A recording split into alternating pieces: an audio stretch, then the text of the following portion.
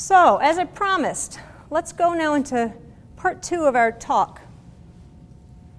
Could somebody tell me the time? Are we okay on time? 7:08. Perfect, and we have till 7:30? Okay. Allow me to put a finer point on this and call this section the compelling case for social activism by socially aware and concerned technologists. And let me say, too, that if you do not consider yourself a socially concerned technologist, I am not here today to turn you into one. That's not my interest and that's not my job. What I intend to do is make a rational argument that conditions are now excellent for socially concerned technologists to use their skills and to measurably improve society. This you should be able to appreciate even if you're not one of those people yourself. And then if you do, so much the more interesting for you. You with me? Okay, I'm a software engineer by trade, by training, and by nature. One of the things I like most about software engineering is connecting things together conceptually that might not on the surface be obviously related.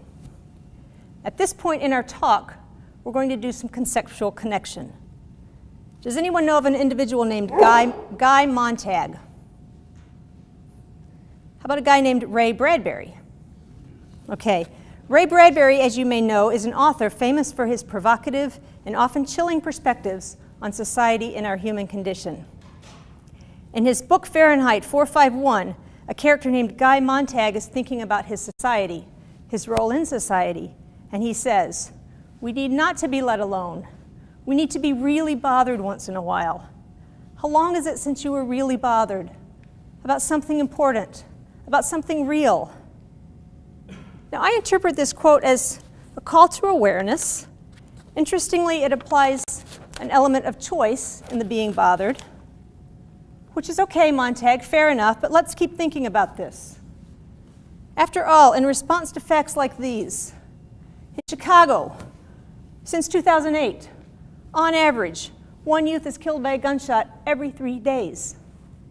In the United States, right now, 1 in 5 children are hungry. No, not just craving a cheeseburger, hungry to the point of physical and psychological detriment. In Guyou, China, 85% of the children in a large research study had toxic levels of lead due to digital waste dumping. Who wouldn't be bothered? That's the real puzzle, isn't it? Who wouldn't be bothered? We humans are a very compassionate bunch generally. So why is it that it seems like such a rare thing to get bothered? Why is it that Montag's story in Fahrenheit 451 is so compelling? I believe there's a critical element in the mix, and that is a genuine sense of personal agency. What I mean is this. I think human beings mostly default to botheredness when we encounter tough statistics about our world like the ones we just called out.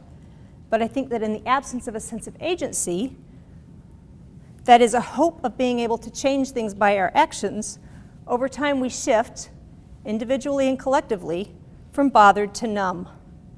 I think opportunities are rare for a normal person to feel that they can actually improve big social problems. Okay, now this is the fun part, connecting the dots. Dot 1, we just spent 28 minutes learning about an entire social movement dedicated to getting and keeping technology, at least in the form of software, into the hands of the public. In perpetuity, non-exclusively, and all that juicy open source goodness. Furthermore, they have been very successful at it beyond anything that could have been predicted through a lens of traditional business models. The other dot, with respect to technology, the people who have dedicated their lives to solving social problems, those folks work from a chronically disadvantaged position.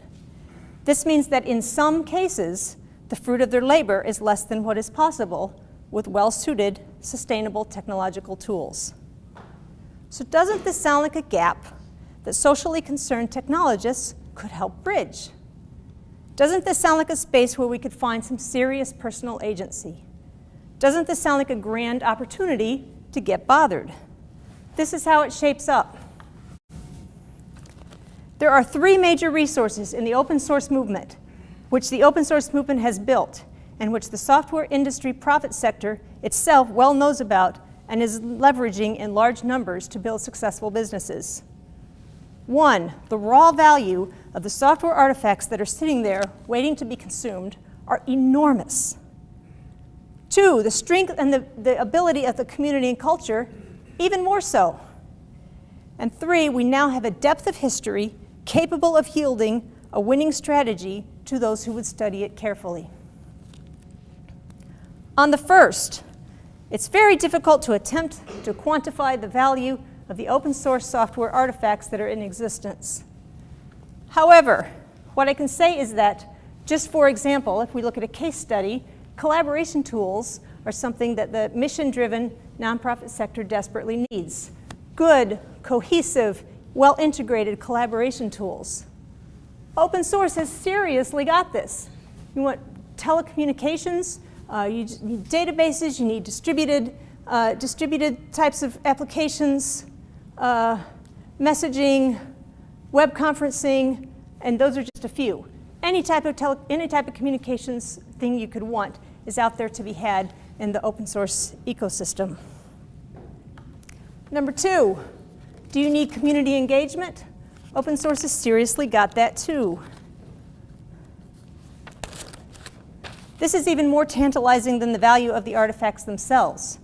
Why? Because the real power of the open source movement is not even in the artifacts that we have already created, as fabulous as those are, but in those that we have yet to create and are empowered to create thanks to our predecessors. We are an organized community of practice who are already philosophically coalesced around the value of public good and shared solutions. We love to build great stuff, we love to share it, and we're already looking out for the next juicy challenge. And on the third, thoughtful analysis of history shows that what we need to bridge the gap between the technical haves and the social vision haves is at its essence a strong alliance between them. From where I sit, this is doable. Not trivial, but doable.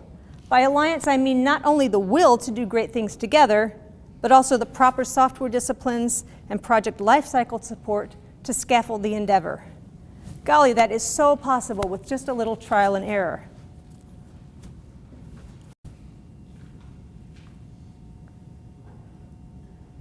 So the compelling case that I promised for social activism by technologists is this. If someone wants to do social good, and they are skilled in the software engineering disciplines, they have endless and invaluable resources at their fingertips within the open source ecosystem. There is no reason to think, given the strength of these resources that I just described, that social activism by technologists will not be effective when properly informed by the past 70 years of open source history. Furthermore, I believe it's a natural and perhaps inevitable evolution of the open source movement.